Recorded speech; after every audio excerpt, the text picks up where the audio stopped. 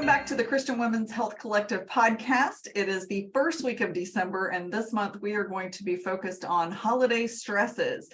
This first podcast of the month is going to be focused on the stress that you experience around family. And if you say you don't, I say, bet you do.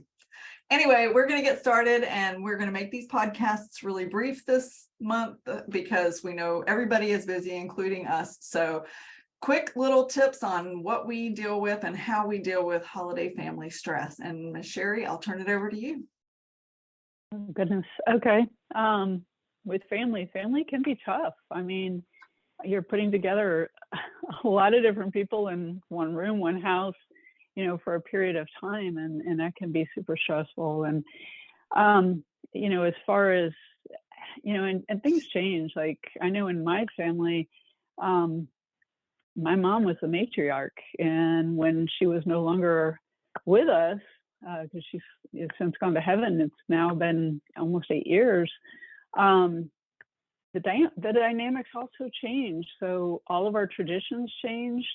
And, as a huge family, or not a huge family, because we're not a huge family, both my parents are only children, so there's not a huge family there. But our family didn't get together again anymore. But when we do, that still can be tough when you have children coming home from college or living in other places. And you all probably remember when you left and you came home, and it was different.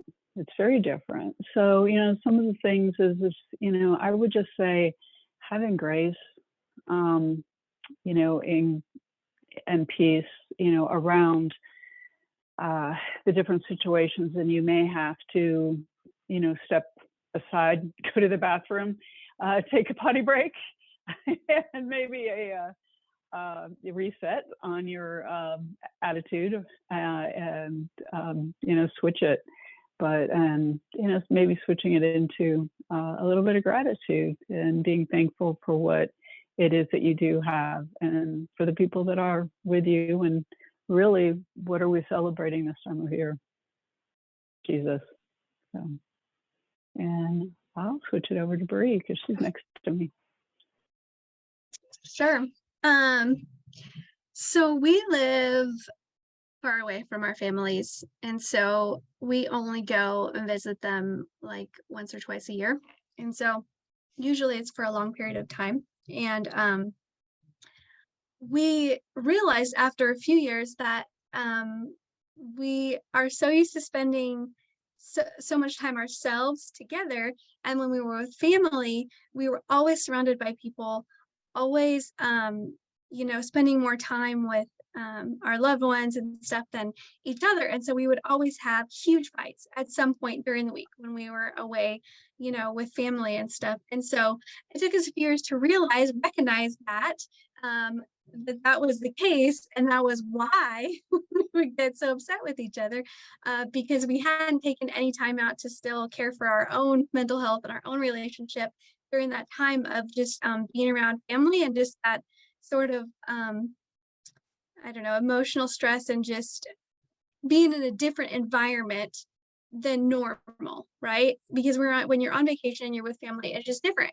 Like, you don't have your regular routines, you don't have your regular time together, you know what I mean? And so those kind of things are just sort of built up, and then we would take it out on each other. So now, whenever we go on vacations, whenever we visit family, we make it a point to take time out every day for our own emotional health and sanity, for each other. So we'll go for a walk together, or we'll stay up a little bit later at night, just the two of us, or we'll go on a date or something like that, because we realize even though our time with them is limited, it's still better if we don't spend every waking second with them and still have a little bit of time for our own sanity. So that would be my recommendation in dealing with, family, is to still just step back and take time out. Even Jesus, living with the disciples 24/7, took time away to go and pray by himself. So it's okay to go away by yourself, and don't feel guilty about that time, because you're still spending as much time as possible with your friends and family. You're still making great memories, even if you were gone for 30 minutes during the day. it's not going to matter that much in the long run. So that is my 2 cents. That's how we have learned to navigate those times without the fights.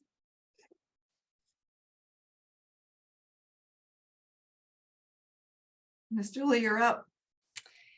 So it can be a little tough, especially when you're dealing with grief and just the different things that there's just a lot of changes. And there's a lot of changes not only for the person that's directly affected with the grief, but everybody and everything from the past changes. It's very hard not to let that just really control your season. And I think one way to do that is to think about what is going to make you happy and what is going to get you through the holiday. And sometimes that's changing things up. For me, that has been totally revamping how we spend the holidays. We used to travel and go see my family at this, house, and then we'd go to another house. And so basically we just house hopped. It was what we have done our whole life, but it became to where it wasn't pleasing. It was a chore. It was a lot of work. And there was no satisfaction there anymore. So sometimes changing, our traditions, and that's what we had to do, is we had to create new traditions. It's not only been hard for me, but it's been hard for those that are, like I said, they're used to seeing us. And we've basically had to say, I'm sorry, we're not coming. We've invited people to come to us, and some have, which has been great. But we've also developed some new traditions. So just started making gingerbread cookies here at the house. We took some old recipes, that was Ken's mom's, and now we cut out cookies, and we gather around the table and we decorate them. So trying to find things that bring joy is what we've tried to incorporate. And it goes from anywhere from making cookies to, I've asked people to help me decorate, things that I would have never done because I'm very much a people pleaser. But I think sometimes it's good to let people join in that. And the other thing is to work on the people that are still here with us, because we know they're grieving too. And sometimes that's difficult. It's hard to sit in your grief, but then also recognize everybody else. But just over the last few weeks, I've started thinking about my other son or our other family members who are grieving, alongside us. So incorporating them into those traditions brings a lot of joy to them as well. And it gives them comfort seeing those smiles, and it gives opportunity to talk about. But I think just knowing that those changes are okay. Other people will get used to it and they'll adjust. But the big thing is that they love us, they love you, and they want to see us happy. So find different things and traditions that you can incorporate into the season to bring you a little bit of joy and to lighten those heavy-hearted days. Love that. Well, so I'm newer probably than the rest of the ladies in my Christian journey, and I brought my daughter up in and out of church. My motives for going to church were that I thought she needed to be in there. And while I did learn a lot, it was many years after my daughter was into her teens and past her teens, truly, before I really found my Christian faith the way it is today. And so I am the only relative from my childhood that is still alive or cognitively aware. My mother has very late stage Alzheimer's, so she has no idea what's going on. Last year, we brought her to our house. We brought her to our house, and my daughter had come up. We live in Alaska, and my mother was very, very stressed out being here. And my daughter does not like being in my home. We are very, very different in our faithful walk. And so this year we have decided that we will not take my mother out of her home, because this year it would be even worse. She hasn't left her home since January.